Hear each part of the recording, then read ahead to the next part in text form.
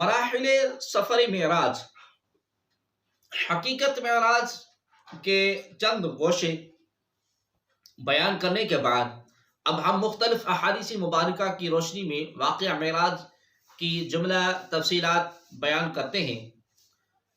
مرحلہ اولا بیت اللہ سے بیت المقدس تک سفر معراج سفر محبت بھی ہے اور سفر عظمت بھی۔ بیت اللہ سے بیت المقدس اس سفر مقدس کا پہلا مرحلہ تھا۔ یہ واقعہ متعدد صحابہ کرام رضی اللہ تعالی عنہم سے مروی ہے اور متعدد طرق، اسناد اور تفصیلات کے ساتھ منقول ہے، نیز تابعین نے بھی اسے صراحت کے ساتھ بیان کیا ہے۔ حضور کریم صلی اللہ علیہ وآلہ وسلم حتیم کعبہ میں آرام فرما رہے تھے کہ حضرت سیدنا جبریل علیہ السلام نے آ کر تاجدار کون و مقام صلی اللہ علیہ وآلہ وسلم کو جگایا۔ آپ کریم صلی اللہ علیہ وسلم نیند سے بیدار ہوئے، ادھر ادھر دیکھا اور پھر آپ لیٹ گئے۔ جبریل علیہ السلام نے دوبارہ حضور کریم صلی اللہ علیہ وسلم کو بیدار کیا۔ آپ صلی اللہ علیہ وسلم نے پھر ادھر ادھر دیکھا اور آپ لیٹ گئے۔ پھر جبریل علیہ السلام نے تیسری مرتبہ در اقدس پر آواز دی۔ اس مرتبہ حضور کریم صلی اللہ علیہ وسلم اٹھے تو جبریل علیہ السلام نے عرض کی، یا رسول اللہ صلی اللہ علیہ وسلم، اللہ رب العزت نے آپ کو اپنی ملاقات کے لیے بلایا ہے۔ اس وقت حضور کریم صلی اللہ علیہ وسلم کا سینہ اقدس حلق سے لے کر ناف تک چاک کیا گیا اور قلب اطہر کو نکالا گیا۔ اللہ رب العزت نے ملائے اعلیٰ سے ایک تشت کے اندر اپنے خصوصی انوار اور تجلیات اور حکمت بھیجے تھے۔ ان انوار تجلیات سے حضور کریم صلی اللہ علیہ وسلم کے قلب اقدس کو دھویا گیا تاکہ حضور صلی اللہ علیہ وسلم کا قلب اطہر سفر معراج شروع کرنے سے پہلے اللہ تبارک و تعالی کے ذاتی انوار اور تجلیات کے فیض کو کما حق اپنے اندر جذب کرنے کی صلاحیت پیدا کر لے۔ پھر حضور صلی اللہ علیہ وسلم کی بارگاہ میں ایک سواری پیش کی گئی جو قد کے اعتبار سے گوشے دراز سے اونچی اور خچر سے نیچے تھی۔ اس کا رنگ چمکدار اور سفید تھا، اس کا نام براق تھا۔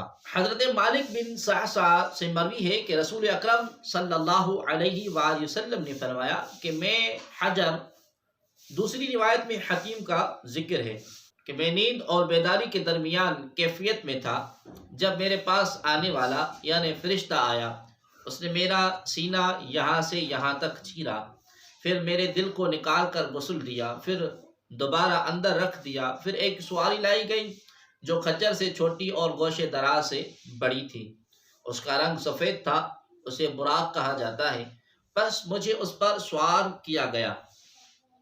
بحوالہ روح المعانی، جب تاجدار کائنات صلی اللہ علیہ وآلہ وسلم کو براق پر سوار کیا گیا تو وہ فخر و انبساط سے ناچنے لگی کہ آج اسے سیاح لا مقام صلی اللہ علیہ وسلم کی سواری ہونے کا لازوال اعزاز حاصل ہو رہا ہے۔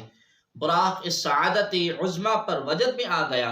اس پر جبریل امین علیہ السلام نے اس سواری سے فرمایا، رک جا، اللہ کی عزت کی قسم، تجھ پر جو سوار بیٹھا ہے آج تک تجھ پر ایسا سوار نہیں بیٹھا۔ حضور رحمت عالم صلی اللہ علیہ وآلہ وسلم کو براق پر سوار کرا کے انہیں بیت المقدس کی طرف لے جایا گیا۔ براق کی رفتار کا یہ عالم تھا کہ جہاں سوار کی نظر پڑتی تھی وہاں اس کا قدم پڑتا تھا۔ سفر معراج کے پہلے مرحلے پر سفر جاری تھا کہ حضور صلی اللہ علیہ وسلم کا گزر حضرت سیدنا موسیٰ علیہ السلام کی قبر انور کے قریب سے ہوا۔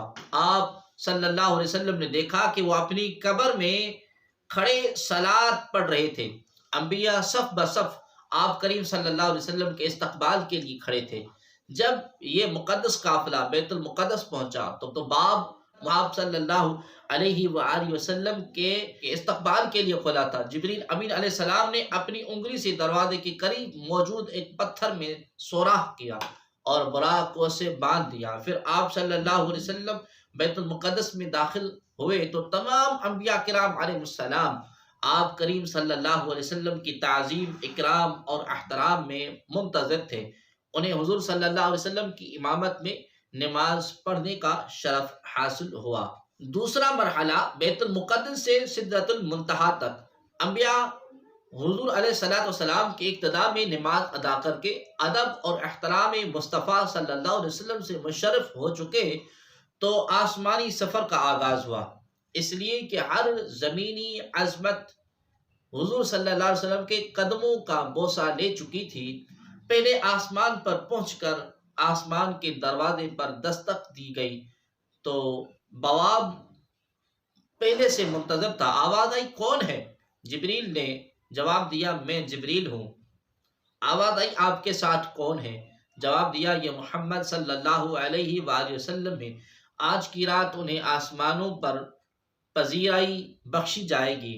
آسمان کا دروازہ کھل گیا اور پوچھنے والے نے حضور صلی اللہ علیہ وسلم کی بارگاہ بے کس پناہ میں سلام عرض کرنے کی سعادت حاصل کی۔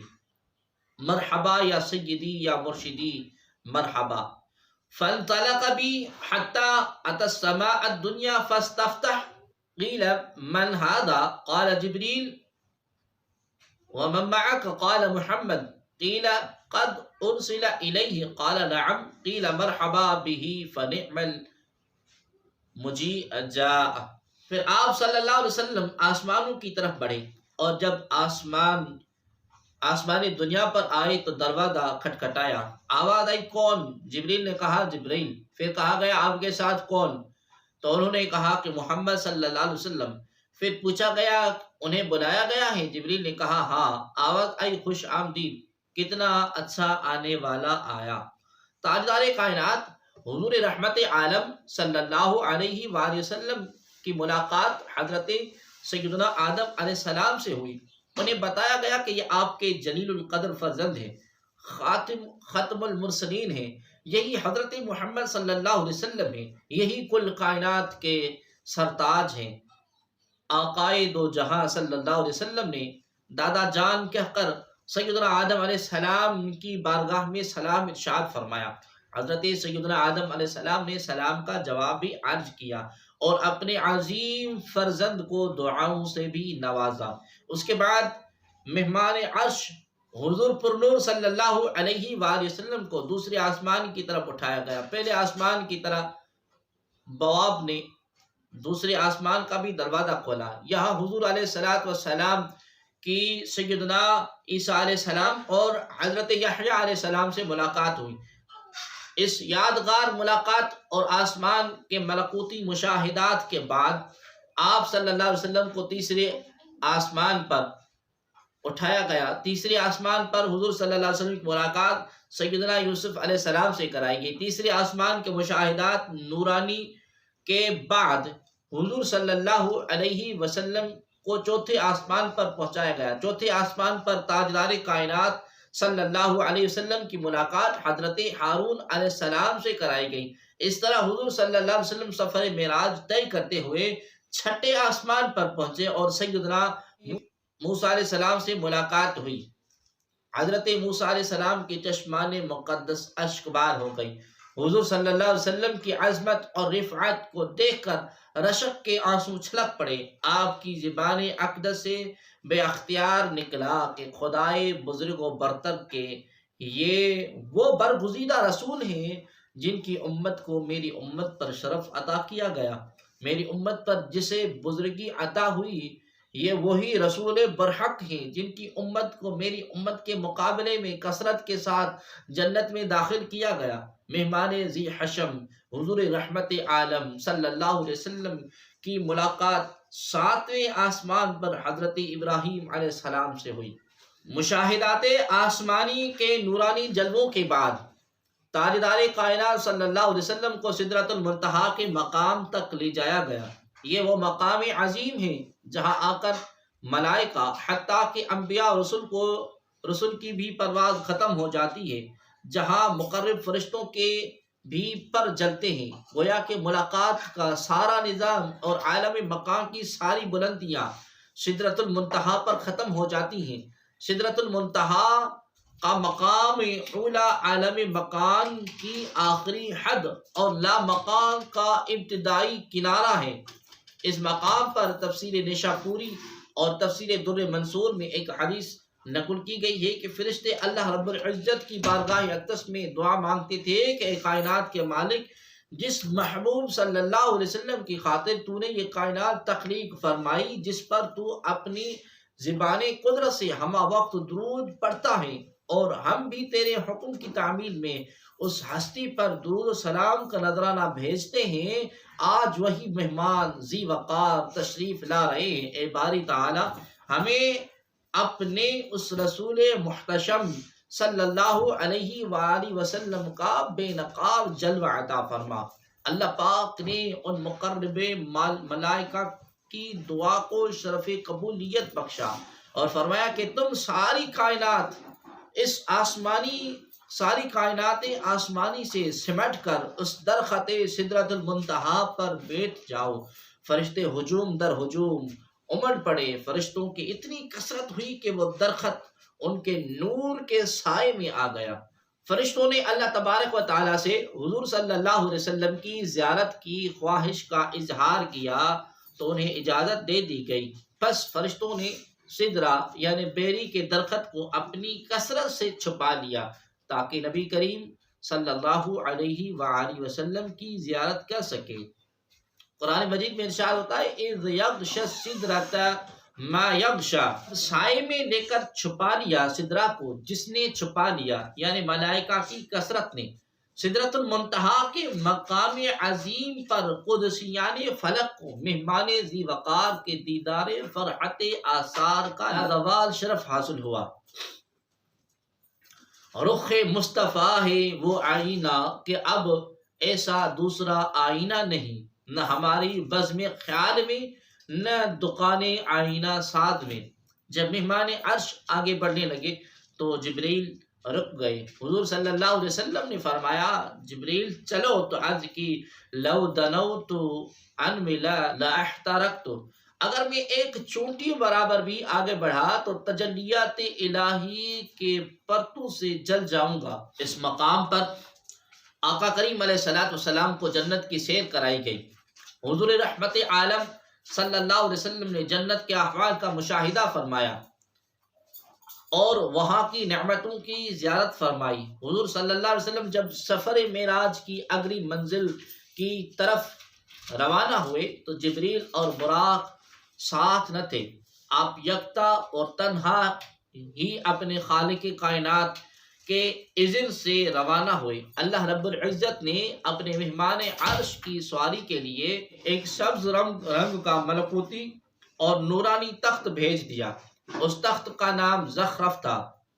حضور رحمت عالم صلی اللہ علیہ وسلم کو عرش معلیٰ تک پہنچایا گیا۔ جب سدرۃ المنتہا کی منزل گزر چکی، جب فرشتوں کا استقبال پیچھے رہ گیا تو آگے ایک نور تھا اور دیکھنے والے کو اس نور کے سوا کچھ نظر نہ آتا تھا۔ جب حضور صلی اللہ علیہ وسلم کو اس نور میں غائب کر دیا گیا تو دیکھنے والی آنکھ آپ کو دیکھنے سے قاصر تھی۔ اب کسی کو معلوم نہ تھا کہ یہ نور کیا ہے، کیسا ہے، کہاں سے ہے، کہاں تک ہے، کہاں جانے والا ہے۔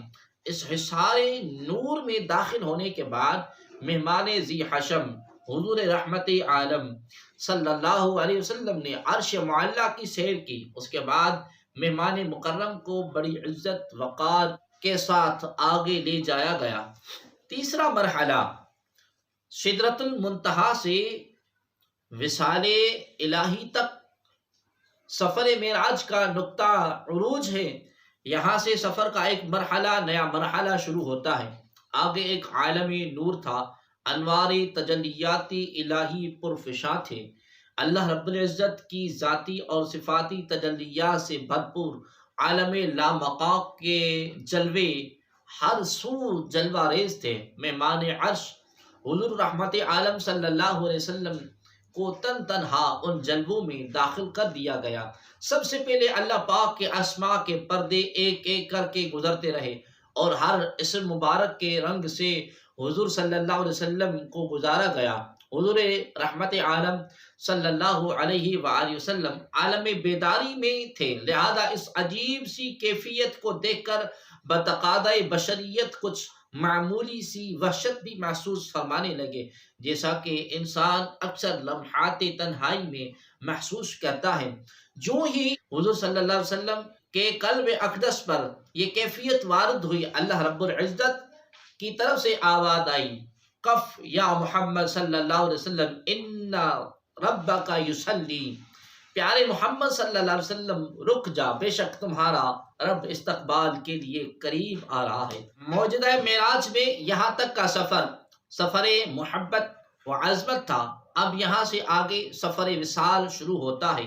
سفر معراج کے اس مرحلے پر مہمان عرش حضور رحمت عالم صلی اللہ علیہ وسلم مقام قاب قوسین پر پہنچ گئے۔ ارشاد باری تعالی ہے، ثم دنا فتدلى فكان قاب قوسین او ادنی، پھر اس محبوب حقیقی سے آپ قریب ہونے اور آگے بڑھے، یہاں تک بڑھے کہ صرف 2 کمانوں کے برابر یا اس سے بھی کم فاصلہ رہ گیا۔ یہاں توجہ طلب بات یہ ہے کہ 2 کوسوں پر بات ختم نہیں، بلکہ قرب اور بعد کے تمام جھگڑے ختم کرنے کے لیے تمام حدود کو توڑ دیا، تمام فاصلے مٹا دیے، تمام فاصلے یکسر ختم کر دیے، سوائے ایک فرق کے کہ وہ خدا تھا، خدا لا شریک، اور یہ اس کے محبوب بندے اور رسول تھے، وہ خالق تھا، یہ مخلوق تھے۔ فَأَوْحَى إِلَىٰ عَبْدِهِ مَا أَوْحَى، پس وحی کی اپنے بندے کی طرف جو اس نے وحی کی۔ یہاں یہ بات قابل غور ہے کہ محب اور محبوب کے درمیان تنہائی کی ملاقات میں جو باتیں ہوئی ان کا بیان بھی نہیں فرمایا، لہذا محب اور محبوب میں کیا کیا باتیں ہوئیں، اس کلام کی حقیقتوں کی کسی کو کچھ خبر نہیں۔ حضور رحمت عالم صلی اللہ علیہ وسلم نے فقط اتنا بیان فرمایا کہ جب ملاقات ہوئی تو خالق کائنات نے فرمایا، السلام علیک ایھا النبی ورحمۃ اللہ وبرکاتہ، اے نبی تمہارے اوپر سلامتی ہو اور اللہ کی رحمت ہو اور اس کی برکتیں ہوں۔ حضور پر نور صلی اللہ علیہ وسلم نے رحمت کے اس پیغام کے جواب میں عرض کیا، السلام علینا وعلی عباد اللہ الصالحین، سلام ہم پر اور اللہ کے نیک بندوں پر۔ اور پھر واپسی پر حضور صلی اللہ علیہ وسلم کو امت کے لیے 50 نمازوں کا تحفہ عطا کیا گیا، جسے لے کر آپ کریم صلی اللہ علیہ وسلم کی ذاتی و صفاتی تجلیات اور تمام فیوض و برکات سمیت واپس کرۂ ارضی کی طرف پلٹے۔